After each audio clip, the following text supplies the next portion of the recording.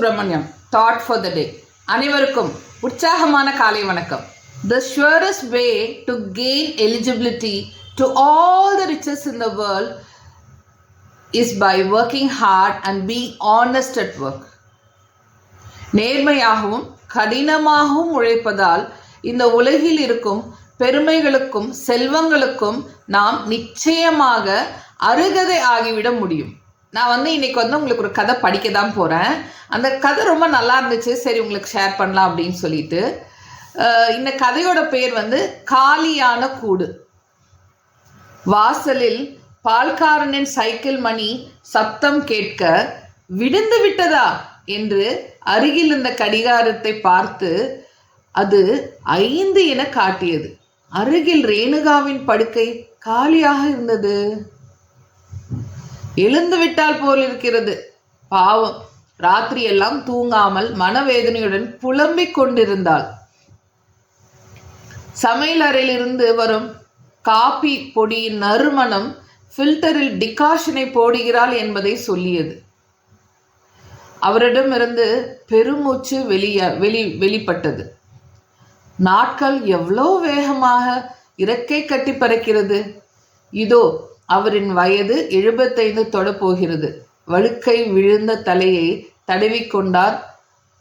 அம்மா, பால் வச்சுட்டு போ. உள்ளிருந்து ரேணுகாவின் குரல். படுக்கை இருந்து எழுந்து பால் பாக்கெட்டை சமையலறையில் கொண்டு போய் வைத்தார். ரேணு, கதவை தாள் போட்டுக்க. பரசுவோட ஆத்தங்கரை வரைக்கும் போயிட்டு வரேன். வெளியில் வந்தார். விடிந்தும் விடியாத பொழுது வானத்தில் பறவைகள் கூட்டம் கூட்டமாக இரை தேட புறப்பட்டு செல்லும் காட்சி தெரிந்தது. மனதில் ஒரு இதமான வருடலை ஏற்படுத்தியது. எதிரில் பரசுராம் வந்தார். இருவரும் சேர்ந்து நடக்கத் துவங்கினர். இருவர் மனதிலும் 1000 கேள்விகள் இருந்தாலும் மௌனமாகவே நடந்தனர். பரசுவே மௌனத்தை கலைத்தார். மாதவா, உன் சம்சாரம் என்ன சொல்றாங்க? என்ன முடிவு செஞ்சிருக்கீங்க? இதுல நானோ அவளோ முடிவெடுக்க ஒண்ணுமில்லை அப்பா. புள்ளையும் பொண்ணும் எடுத்த முடிவு. அதுக்கு நாங்க கட்டுப்பட்டு தானே ஆகணும். மனசுக்கு கஷ்டமா இருக்கு. இந்த தஞ்சாவூர்ல சீரும் சிறப்புமாக வாழ்ந்தவன். அந்த தெருவிலேயே உன் வீடு தானே பெருசா அம்சமா இருக்கும்.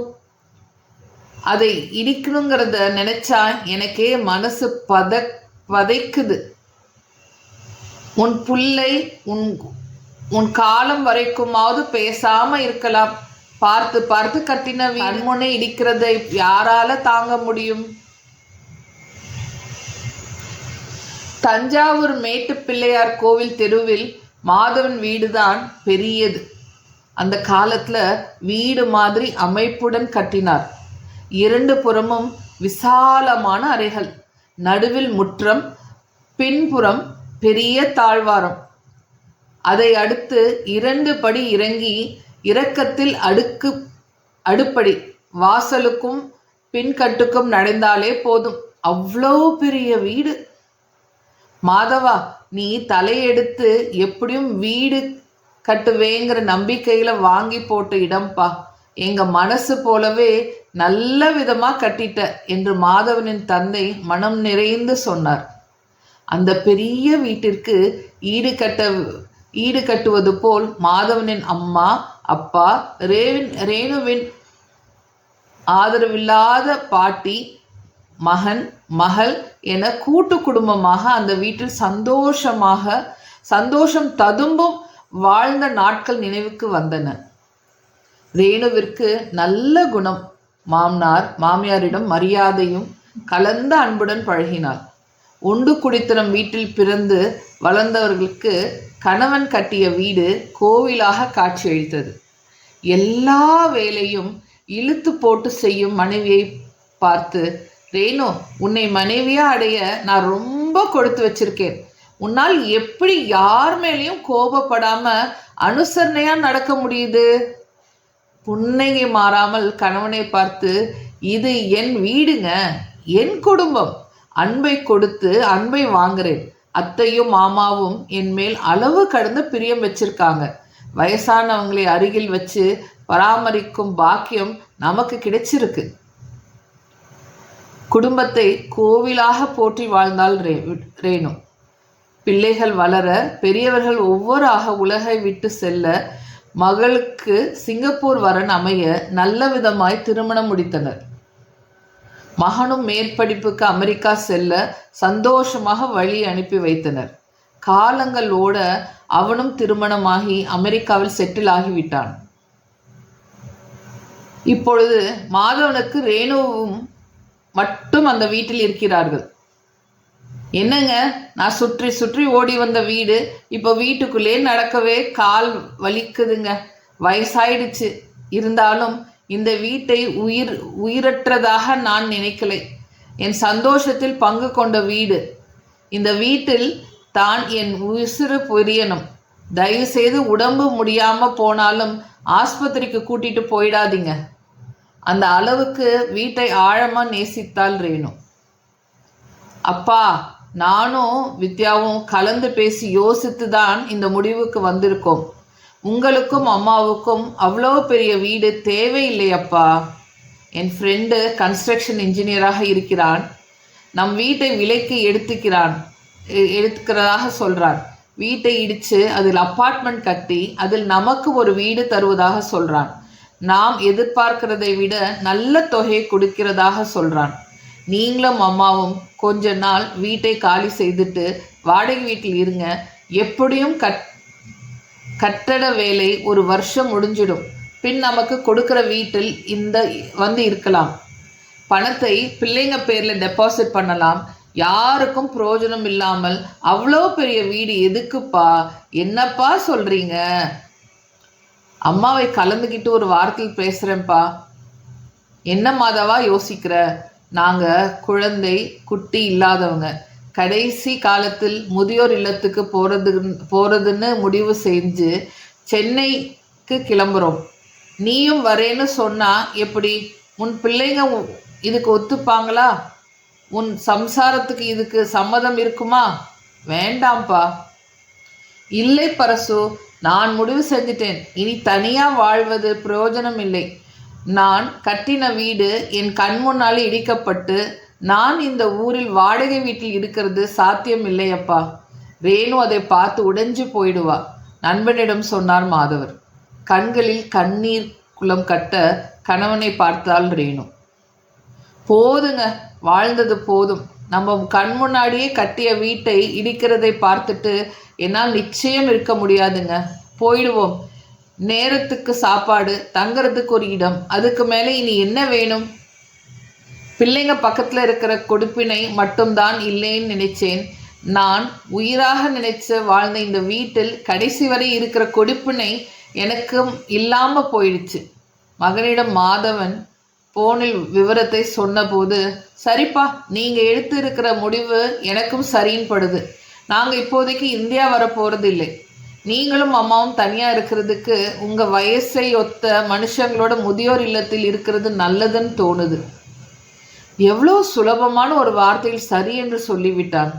அப்பா அம்மாவை அருகில் வச்சு பார்க்கறதுக்கு எங்களுக்கு இப்படி ஒரு மகன். 10 நாட்களாக ஆட்களை வைத்து வீட்டை காலி செய்து கொண்டிருந்தனர்.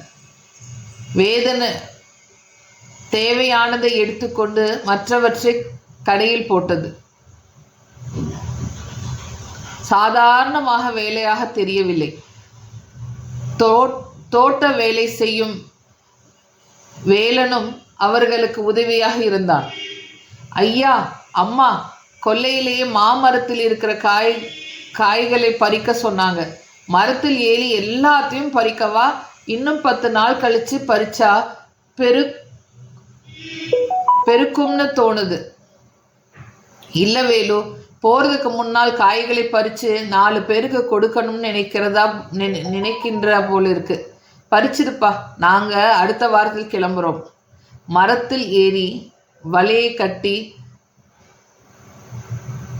மாங்காய்களை பறித்தான்.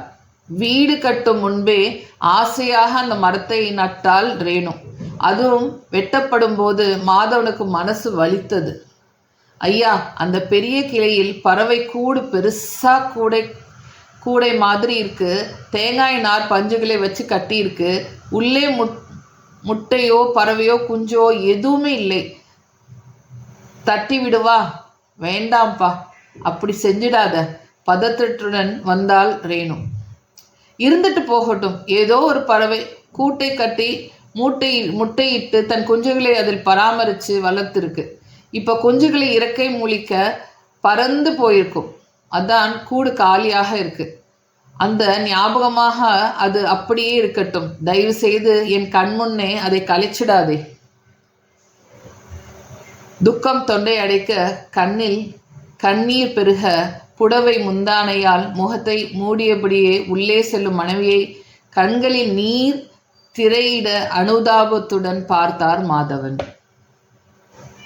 இதாங்க இந்த கதை. இந்த கதை நிறைய வீட்டில் காமனாக நடக்கிற விஷயங்க. ஏன்னா நம்ம ஒரு அம்மா அப்பா பெரிய சென்டிமெண்ட்டோட ஒரு வீடு வாழ்ந்திருப்பாங்க, இருந்திருப்பாங்க. ஆனால் அவங்க இருக்கும் போதே குழந்தைங்க அது இடிக்கணும்னு சொல்லுது. ஏன்னா ஒரு பெற்றோர்களுக்கு இருக்கிற இமோஷனல் அட்டாச்மெண்ட் குழந்தைங்களுக்கு அந்த வீடு மேலேயோ அந்த பொருள் மேலேயோ இருக்காது. இதுதான் இயற்கையின் நியதி. இப்போது ஒரு காக்காவோ ஒரு கோழியோ குஞ்சு வளர்த்துது, பெருசானு அது ஓடி போயிடுது இல்லையா? அதே மாதிரி தான் அவங்க வளர்ந்துட்டாங்க. அம்மா அப்பா இருக்கும் போது அவங்களுக்கு ஒரு அப்பார்ட்மெண்ட் கட்டி கொடுக்கணும்னு நினைக்கிற பையன் மேலேயும் தப்பு இல்லை. ஏன்னா அவ்வளோ பெரிய வீடை அவங்களால பராமரிக்க முடியாது, ஆள் கிடைக்காது, ப்ராக்டிக்கலான சில விஷயங்கள் இருக்குது. நம்ம என்ன பண்ணுறோம் அப்படின்னா, எந்த இடத்துல லாஜிக் அப்ளை பண்ணுமோ லாஜிக் அப்ளை பண்ணுறது இல்லை. எந்த இடத்துல ரொம்ப தேவையில்லாத ரொம்ப இமோஷன் போட்டு ரொம்ப கன்ஃபியூஸ் பண்ணுறோமோ அதையும் பண்ணுறோம். ஒரு செக் அண்ட் பேலன்ஸ் இருக்கணும். இப்போ அவங்க அம்மா அப்பாவுக்கு ரொம்ப யங் ஏஜ் அப்படின்னா அதுக்கு தகுந்த மாதிரி அந்த பையன் முடிவு எடுத்துருக்கலாம். அவங்க அம்மா அப்பாவுக்கு ரொம்ப ஓல்டேஜ் தான், அதுக்கு தகுந்த மாதிரி முடிவு எடுத்துருக்கலாம். இது காமனாக எல்லாத்துக்குமே அப்ளை ஆகாது. ஆனால் இன் ரியாலிட்டி ஒரு பெரியவங்க 2 பேர் மட்டும் ஒரு பெரிய வீட்டில் இருக்கிறது அப்படிங்கிறது ரொம்ப கஷ்டமான விஷயம். அந்த ஆள் கிடைக்காது, பராமரிக்கிறது கஷ்டம். அவங்க கூப்பிட்டா கூட வெளில கேட்காது, அந்த மாதிரி இருக்குது. அவங்க ஒரு அப்பார்ட்மெண்ட்டில் இருக்கிறது பெட்டராக கூட இருக்கும். எனக்கு அந்த கதையில் அப்படி தான் தோணுச்சு. உங்களுக்கு இந்த கதையில் வேறு மாதிரி மாற்றம் இருந்திருக்கலாமோ, இல்லை உங்களுக்கு அந்த மாதிரி ஏதாவது அனுபவம் இருந்தால் என்னோட கமெண்ட் பாக்ஸில் கமெண்ட் பண்ணுங்கள். எனக்கு இந்த கதையை படிக்கும்போது என்னமோ ரியலாகவே நடக்கிற மாதிரியே இருந்துச்சு. அதான் உங்களுக்கு படிக்கணும்னு தோணுச்சு, படித்தேன். நீங்கள் என்ஜாய் பண்ணியிருந்தா ஒரு லைக் பண்ணுங்கள், ஷேர் பண்ணுங்கள், கண்டிப்பாக சப்ஸ்கிரைபும் பண்ணுங்கள். ஓகே.